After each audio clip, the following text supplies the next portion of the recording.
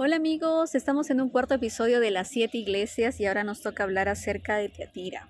Empezábamos hablando acerca de la iglesia de Éfeso, que era la iglesia de los primeros cristianos. De hecho, cuando Jesús ascendió, dejó este legado en esta primera iglesia. Posteriormente hablamos acerca de la iglesia Esmirna. Era una iglesia que vivía en la época de persecución, incluso mataban a los cristianos. Luego hablamos de la iglesia de Pérgamo, que era una iglesia que estaba siendo influenciada por el poder político, y en Tiatira esto aún se consolida aún más. Y queremos entrar un poco al texto que se menciona en el capítulo 2, versículo 20 de Apocalipsis, que dice: Pero tengo unas pocas cosas contra ti, que toleras que esa mujer Jezabel, que se dice profetiza, enseñe y seduzca a mis siervos a fornicar y a comer cosas sacrificadas a los ídolos. Y le he dado tiempo para que se arrepienta, pero no quiere arrepentirse de su fornicación. No sé si tú recuerdas estas mismas palabras que también se mencionan en la iglesia de Pérgamo. ¿No dice? Eh, que enseña y seduce a mis siervos a fornicar y a comer cosas sacrificadas a los ídolos. Ahora es interesante mencionar también que el nombre de Jezabel también se remonta en el Antiguo Testamento con el profeta Elías. Ustedes recordarán que Jezabel había impuesto un sistema de adoración falso, ¿no? a Baal. Sin embargo, encontramos a Elías, a un enviado de Dios, que exhortaba al pueblo de Dios para que puedan adorar al Dios verdadero. Entonces, cuando esto sucede hoy en nuestros días, que dicho sea de paso, este mensaje es para todas las iglesias, vemos, ¿no? Realmente cuál es el sistema de adoración que nosotros vemos en nuestra iglesia. Dios ya nos enseñó a través de su vida, Jesús a través de su vida nos enseñó cuál es la verdadera adoración, cuál es el verdadero propósito y significado de amar a Dios y amar al prójimo. Pero ¿qué realmente o cómo realmente tú haces esto? ¿Cuáles son tus verdaderas motivaciones? El profeta Elías lo manifestó frente frente a la reina Jezabel, frente a un sistema político y religioso que estaba en contra de la verdadera forma de adorar a Dios. Y Dios le ayudó y Dios oyó su oración y el profeta pues enseñó a todas las personas que se encontraban en ese entonces cuál era esa verdadera adoración. Pero saben, no todo es quizás negativo, porque también encontramos un pueblo apartado. Siempre en todas las épocas encontramos, por ejemplo, como se menciona en el versículo 24 del mismo capítulo: pero a vosotros y a los demás que están en Tiatira, a cuantos no tienen esa doctrina y no han conocido lo que ellos llaman las profundidades de Satanás, yo os digo, no os impondré otra carga, pero lo que tenéis, retenedlo hasta que yo venga.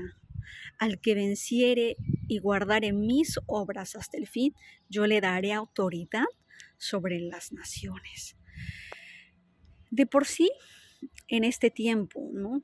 En donde vemos que la iglesia teatira se desarrollaba, se había establecido ya el sistema papal.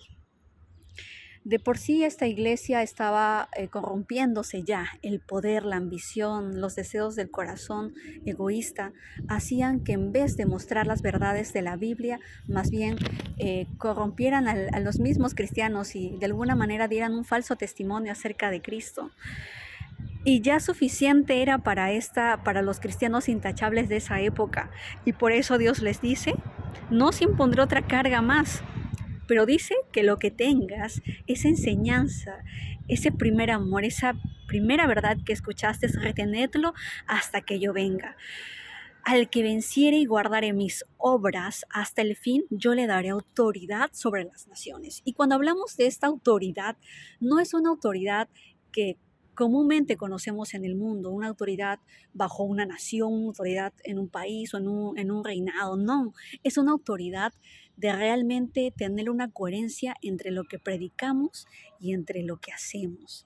Justamente en los evangelios se menciona que Dios o Jesús tenía autoridad para decir todas estas cosas y todos quedaban maravillados porque su vida era coherente con lo que predicaba, cosa diferente de los fariseos y saduceos que no vivían bajo los preceptos divinos. sino que eran hipócritas. Entonces, es un mensaje para nosotros. De repente, tú en tu vida cristiana seas influenciado por los engaños dentro de la iglesia o fuera de ella. Pero dice la Biblia, lo que tengas, retenerlo hasta que yo venga. Al que venciere le daré autoridad sobre todas las naciones. Una autoridad que afianza nuestra fe, una autoridad que nos hace ser llamados verdaderos cristianos frente a todo el mundo, y las regirá con una vara de hierro y serán quebradas como vaso de alfarero, como yo también la he recibido de mi Padre, y le daré la estrella de la mañana. El que tiene oído, oiga lo que el Espíritu dice a las iglesias. Querido amigo,